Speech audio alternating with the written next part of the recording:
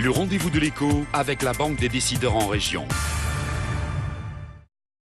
Bonjour et bienvenue dans ce nouveau numéro des Rendez-vous de l'écho. Aujourd'hui, nous allons parler environnement avec les espaces naturels régionaux. Pour nous en parler, nous recevons Manu Lequeuch. Bonjour. Alors, vous êtes responsable communication au sein du syndicat mixte des espaces naturels régionaux. Alors, d'abord, dites-moi, quelles sont les missions de votre syndicat ? Alors, le syndicat mixte espaces naturels régionaux est, pour faire simple, une espèce de fédération des 3 parcs naturels du Nord-Pas-de-Calais. Et nous avons pour mission donc de faire en sorte d'accompagner les parcs dans la mise en place de leur charte, c'est-à-dire leur projet de territoire, qu'ils mettent en œuvre donc dans les secteurs de l'Avesnois, de Scarpesco et de Capemaret d'Opale.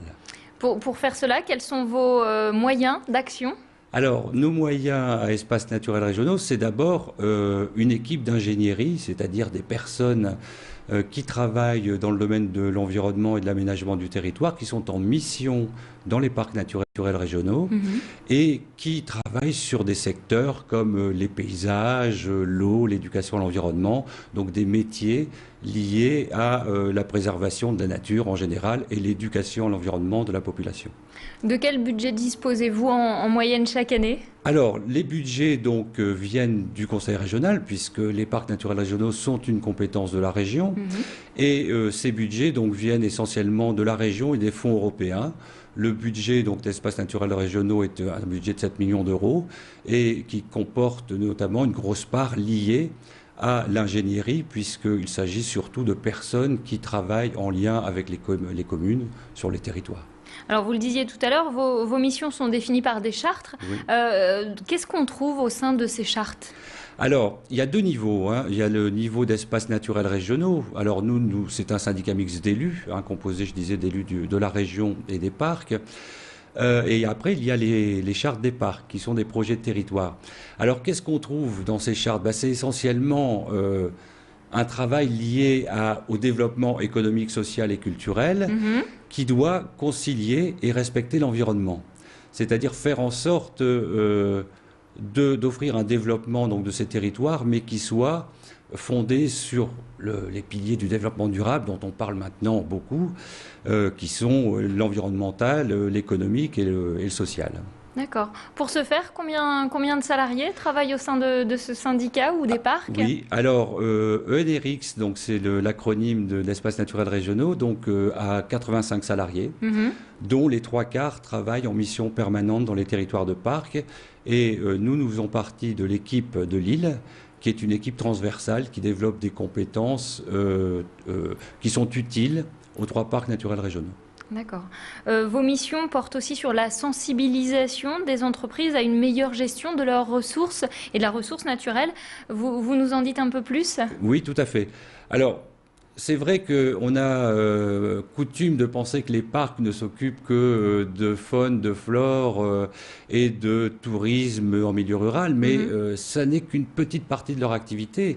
Il y a une partie également qui est le développement économique, social et culturel, j'en parlais, et donc l'accompagnement de tous ceux qui mettent en œuvre des activités économiques. Je pense au premier lieu à la profession agricole, bien entendu, mais je pense aussi aux entreprises qui seraient implantées dans des parcs naturels et qui peuvent bénéficier d'accompagnement des équipes de parcs pour faire en sorte, par exemple, de développer ce qu'on appelle un management environnemental, c'est-à-dire gérer ou limiter les impacts environnementaux de l'entreprise sur un territoire.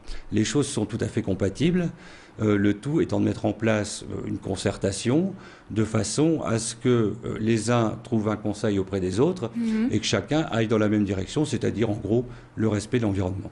Alors je rebondis sur ce que vous avez dit, il est possible qu'une entreprise soit implantée au sein d'un parc régional. Absolument. C'est pas un domaine protégé laissé entièrement à la nature. Oui, non, un parc naturel régional est un milieu ouvert, c'est un regroupement de communes. Il n'y a pas de prix d'entrée, il n'y a pas de clôture. C'est un lieu où il y a une activité économique, à la différence des parcs nationaux. Les parcs nationaux sont des sanctuaires de nature, les parcs naturels régionaux sont des territoires habités. Alors, vous nous l'expliquez aussi, les parcs sont des lieux d'animation et des services à la population. Qu'est-ce qu'on peut retrouver, par exemple? Alors, on peut trouver des choses à différents niveaux, qu'on soit jeune ou moins jeune. C'est-à-dire que les habitants des communes des parcs naturels régionaux peuvent, par exemple, bénéficier de programmes d'éducation à l'environnement pour les enfants. À titre d'exemple, nous avons une opération qui s'appelle Objectif Nature et qui concerne presque 30 000 enfants chaque année qui partent en classe nature, entre guillemets, en fonction d'un programme pédagogique qui est établi. Il y a aussi des filières de vente de produits de terroir, des circuits courts.